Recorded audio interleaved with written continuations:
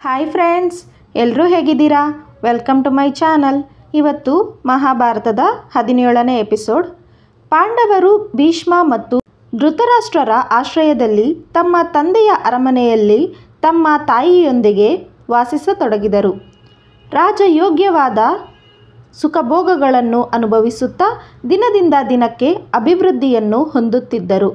ಧೃತರಾಷ್ಟ್ರನ 100 ಮಕ್ಕಳು ಪಾಂಡವರೊಂದಿಗೆ ಒಟ್ಟಾಗಿ ಕೂಡಿಕೊಂಡು ಆಟವಾಡುತ್ತಿದ್ದರು.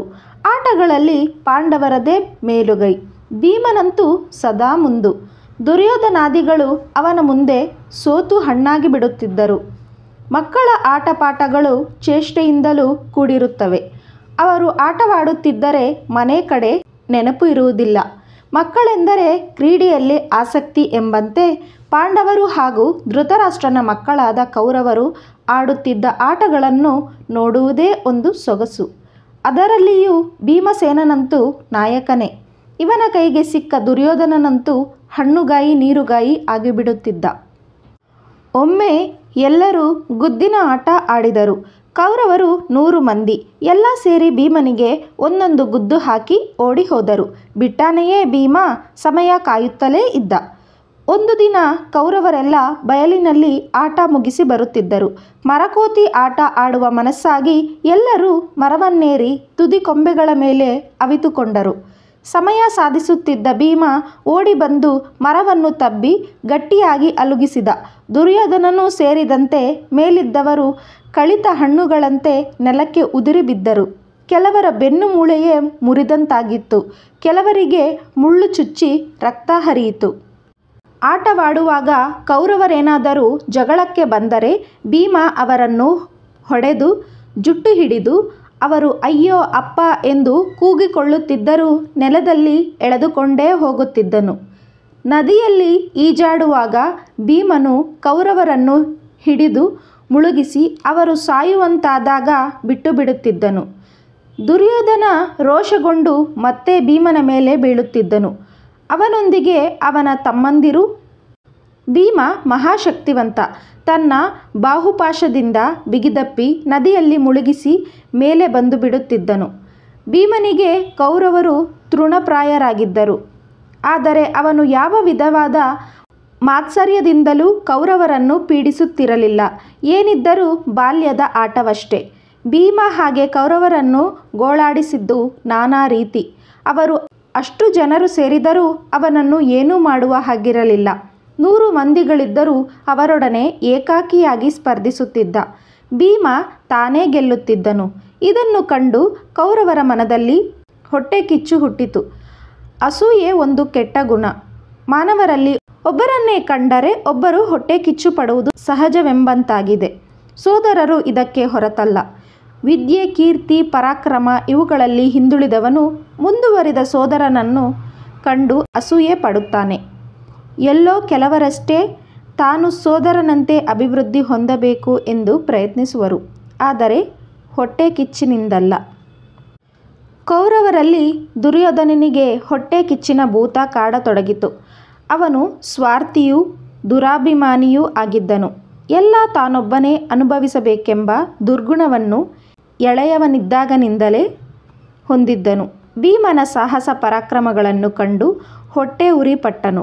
ಭೀಮನನ್ನು ಉಳಿಸಿದರೆ ತನಗೆ ಉಳಿಗಾಲವಿಲ್ಲ ಎಂಬುದನ್ನು ಬಹುಬೇಗ ಕಂಡುಕೊಂಡು ಹೇಗಾದರೂ ಮಾಡಿ ಭೀಮನನ್ನು ನಾಶ ಮಾಡಿ ಬಿಡಬೇಕೆಂದು ಆಲೋಚಿಸಿದನು.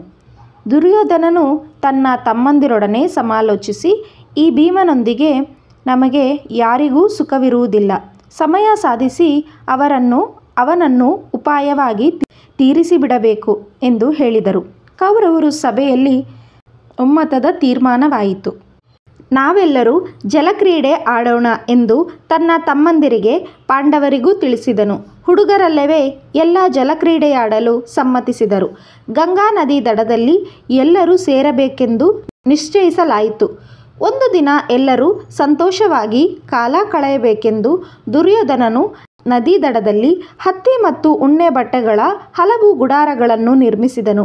ಆ ಗುಡಾರಗಳಲ್ಲಿ ಎಲ್ಲ ವಿಧವಾದ ಸುಖೋಪಭೋಗ ವಸ್ತುಗಳು, ಆಟದ ವಸ್ತುಗಳು ತುಂಬಿದ್ದವು. ರಾಜಕುಮಾರರಿಗೆಂದೇ ಅಡುಗೆಯವರಿಂದ ಭಕ್ಷ್ಯ ಭೋಜ್ಯಗಳನ್ನು ಸಿದ್ಧಪಡಿಸಲಾಯಿತು. ಮನೋರಂಜನೆಗೆಂದು ತಾತ್ಕಾಲಿಕ ವಸತಿ ಗೃಹಗಳ ಗೋಡೆಗಳ ಮೇಲೆ ಚಿತ್ರಪಟಗಳನ್ನು ತೂಗುಬಿಡಲಾಗಿತ್ತು. ನಡುಭಾಗದಲ್ಲಿ ನೀರಿನ ಚೆಲುಮೆಗಳನ್ನು ಸ್ಥಾಪಿಸಲಾಗಿತ್ತು. ತೃಪ್ತಿಯಾಗುವವರೆಗೂ ರಾಜಕುಮಾರರು ಆಟಗಳನ್ನಾಡಿದರು. ದುರ್ಯೋಧನನು ಭೀಮನ ಮೇಲೆ ತನಗೆ ತುಂಬ ಪ್ರೀತಿ ಇದೆ ಎಂದು ವ್ಯಕ್ತಪಡಿಸಿದನು. ತಾನೇ ಸ್ವತಃ ಭೀಮನಿಗೆ ಊಟ ಬಡಿಸಿದನು.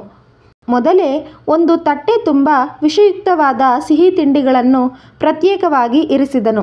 ಆ ತಟ್ಟೆಯಿಂದ ಸಿಹಿ ತಿಂಡಿಗಳನ್ನು ಸ್ವತಃ ತಾನೇ ಒಂದಾದ ಮೇಲೊಂದರಂತೆ ಭೀಮನ ಬಾಯಿಗೆ ತುರುಕಿದನು.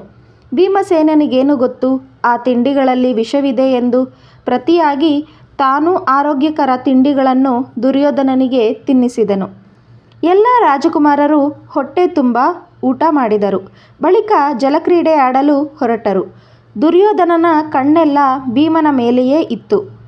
ದುರ್ಜನರೇ ಹೀಗೆ ತಾವು ಮಾಡುವ ಕೆಟ್ಟ ಕೆಲಸ ಎಷ್ಟು ಬೇಗ ಫಲ ಕೊಡುತ್ತದೆ ಎಂದು ಕಾದು ನೋಡುತ್ತಿರುತ್ತಾರೆ. ಭೀಮ ತಿಂದಿದ್ದ ವಿಷದಡಿಗೆ ಕೆಲಸ ಮಾಡತೊಡಗಿತು. ಭೀಮ ಪ್ರಜ್ಞೆ ತಪ್ಪಿ ನೆಲಕ್ಕುರುಳಿದನು. ಆಗ ದುರ್ಯೋಧನನಿಗೆ ಇನ್ನೊಂದು ಕೆಟ್ಟ ಆಲೋಚನೆ ಹೊಳೆಯಿತು. ಈಗ ಯಾರಾದರೂ ಭೀಮ ಪ್ರಜ್ಞೆ ತಪ್ಪಿ ಬಿದ್ದಿರುವುದು ನೋಡಿದರೆ ಗತಿ ಏನು? ಭೀಷ್ಮ, ವಿದುರ ಮತ್ತಿತರರು ತನ್ನನ್ನು ಶಂಕಿಸುವುದಿಲ್ಲವೇ? ಕೂಡಲೇ ದುರ್ಯೋಧನ ಭೀಮ ಅಲ್ಲಿರದಂತೆಯೇ ಮಾಡಿಬಿಡಬೇಕೆಂದು ನಿರ್ಧರಿಸಿದನು. ರಾಜಕುಮಾರರೆಲ್ಲರೂ ನದಿಯ ದಡದ ಮೇಲಿಂದ ನೀರಿನೊಳಗೆ ಧುಮುಕಿ ಈಜಾಡುತ್ತಿದ್ದರು. ಸರಿಯಾದ ಸಮಯ ನೋಡಿ ದುರ್ಯೋಧನನು ಹತ್ತಿರದಲ್ಲಿದ್ದ ಬಳ್ಳಿಗಳಿಂದಲೇ ಭೀಮನ ಕೈಕಾಲುಗಳನ್ನು ಬಿಗಿದು ಬಲು ಪ್ರಯಾಸದಿಂದ ಹೊತ್ತು ತಂದು ನದಿಯಲ್ಲಿ ದೊಪ್ಪನೆ ಹಾಕಿಬಿಟ್ಟನು. ನೀರಿನಲ್ಲಿ ಈಜಾಡಿ ಜಲಕ್ರೀಡೆಯಾಡಿದ ರಾಜಕುಮಾರರೆಲ್ಲರೂ ಒಬ್ಬೊಬ್ಬರಾಗಿ ನೀರಿನಿಂದ ಎದ್ದು ವಿಶ್ರಾಂತಿ ಪಡೆಯಲು ಹೊರಟು ಹೋದರು.